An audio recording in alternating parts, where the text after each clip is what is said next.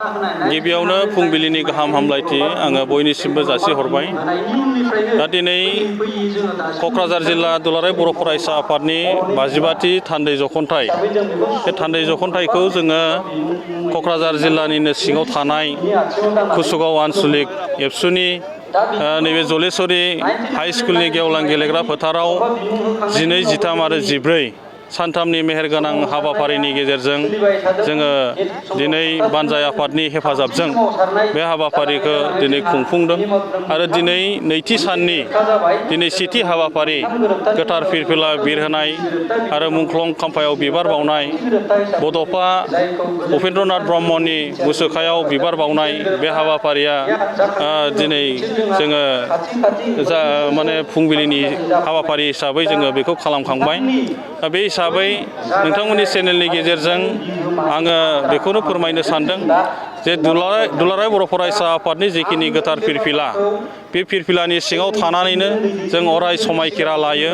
खारन दिनै जोंखौ रायजो राजाफ्रा 2 बोसोरनि थाखाय जे मावसोम हिसाबै जोंनो मावनो दिनै माने बिबान होदों आरो बै बिबानखौ जोङो गोसो गोथारै मावफुंलांनांगौनि थाखाय जोंनि दुलाराय बर' फरायसा आफादनि जे थिखानाय जे हाबाफारिफोर, जे गुन गोनां सोलोंथाइनि जे हाबाफारि, आदब आरो गुन गोनां सोलोंथाइ, बियो मोनसे सोमोन्दो दङ।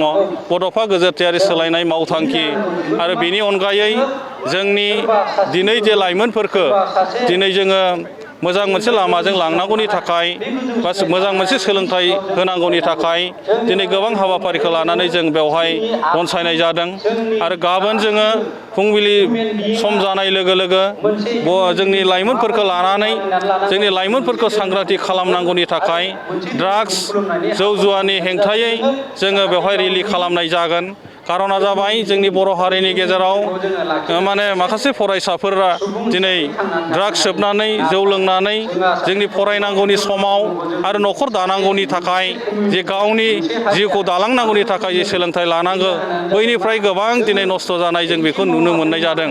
दा बेनिखायनो दिनै जोङो बे हाबाफारिखौ लानायनि गेजेरजों जोंनि बर' हारिनि गेजेराव जाहाथे जोंनि फरायसाफ्रा मोजां मोनसे थासारियाव जोङो लाबोनो हायो, नैबे थासारिफोरखौ लानानै जोङो हाबाफारि खुंफुंदों। आरो बे हाबाफारिनि गेजेरजों दिनै जोंनि गेलेनाय बिथिं आरो दिनै लिटारेरि कम्पिटिसन, बै हाबाफारिखौबो जोङो दिनै बेवहाय खुंफुंदों।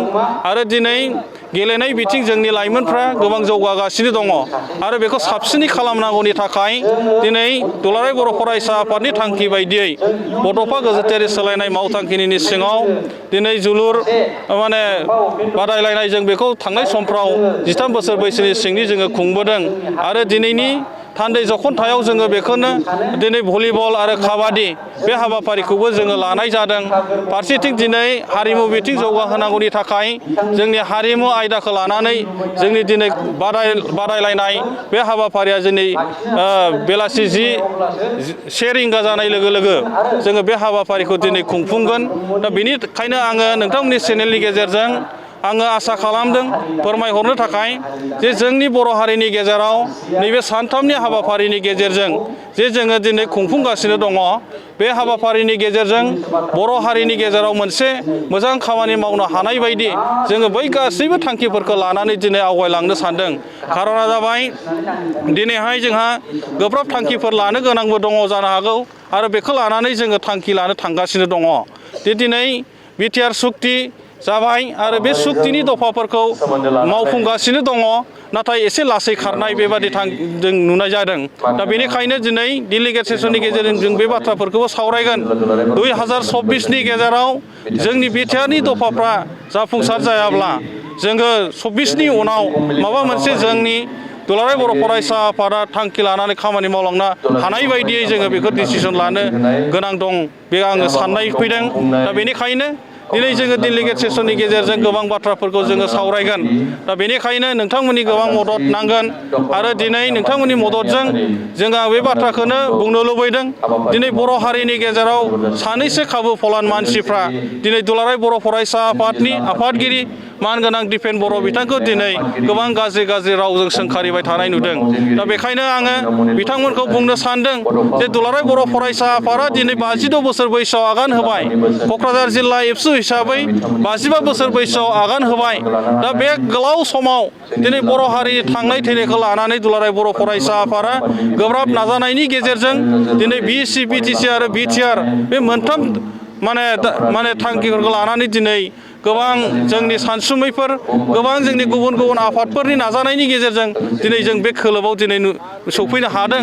आरो बेनि गेजेराव एसे एनै माबा माबि थानो हागौ, नाथाय बेनि थाखाय दिनै ससियेल मिडियाफोरनि गेजेराव गावनि गेजेराव गाज्रि मुं सुनानै बेबादि बुंलाबाय थानाय जायोबा, बर' हारिनि गेजेराव मोनसे अस्थिर जुदि बेबादि भाब थाबाय थानाय जायोबा जोंनि जौगानांगौनि थाखाय खामानि मावनायाव गोबां आख' फाख' जायो।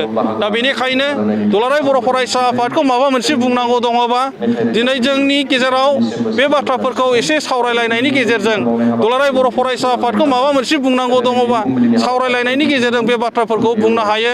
दुलाराय बर' फरायसा आफादनि गोबां हाबाफारि जायो।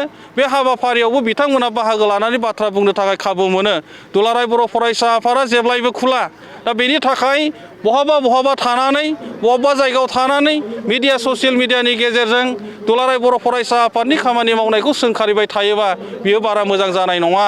दा बेनिखायनो आङो दिनै जोंनि दुलाराय बर' फरायसा आफादनि गोथार फिरफिला बिर होनायजों सोमोन्दो लाखिनानै आङो दख'रानि बिबानगिरिफोरखौ बेखायनो खावलायदों, दिनै दुलाराय बर' फरायसा आफाद बा हारिनि थाखाय गाज्रि बाथ्रा बुंग्रा सोरबाफोर बेबादि ओंखारबावोब्ला जिल्ला मिरुनाव सोंनानै बाथ्रा बुंनांगौ गैया। अपेन जोङो बेखौ बुंदों, जुदि जे बिथांमोनखौ काउन्टार खालामनांगौ जायोबा अपेन खालामनांगौ। आरो दिनैहाय जोंनि जिल्ला आरो मिरुआव सोंनानै बे खामानिखौ मावनांगौ गैया होननानै आङो बिथांमोनखौ दुलाराय बर' फरायसा आफादनि गोथार मोनसे गोजोनथाव खौरां। क'क्राझार सहरनि जेडि रडजों नांजाबनाय सुदेमपुरि गांजिमा बाजाराव थानाय आइ आफा मेडलाइफ BM हस्पिटालाव बेराम सोखानो हानायनि गोबां खाबु दं। आइ आफा मेडलाइफ BM हस्पिटालनि फेसिलिटिफोरानो जाबाय medical laboratory, pharmacy, paediatrics, medicine, gynaecology, dental, urology, dental x-ray, play area, x-ray, sonography, OT, ICU, NICU एबा PICU आरो आइ आफा मेडलाइफ BM हस्पिटाला 24 घन्टा जेब्लाबो खुलायै थागोन। लांलाय लाबोलायनि एम्बुलेन्सआबो मोजाङै सार्भिस थागोन। ओनसोलनि सुबुंफोरा बेराम आजारफोरजों भुगिनानै थाना दंब्ला थाबैनो नोंथांनि देहाखौ फाहामथाय लानो क'क्राझार सहरनि सुदेमपुरि गांजिमा बाजाराव थानाय आइ आफा मेडलाइफ BM हस्पिटालाव गोख्रैनो फाहामथाय लाफैनो हागोन। आबुङै मिथिनो थाखाय 9101655430 एबा 8822688026 जानबुं नम्बराव खौरां लाहरनो हागोन।